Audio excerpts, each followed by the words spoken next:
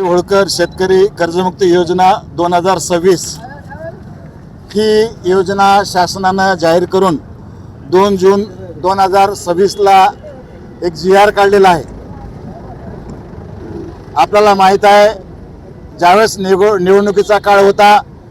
त्यावेळेस हेच आपले महाराष्ट्राचे मुख्यमंत्री देवेंद्र फडणवीस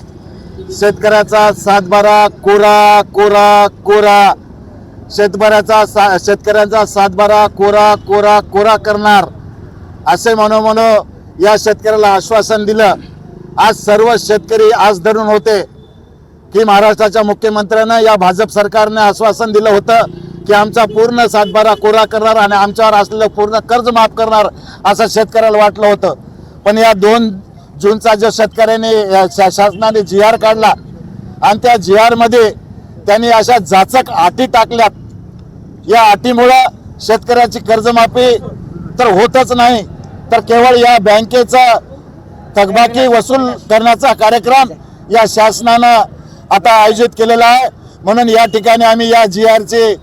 शिवसेना उद्धव बाळासाहेब ठाकरे पक्षातर्फे आम्ही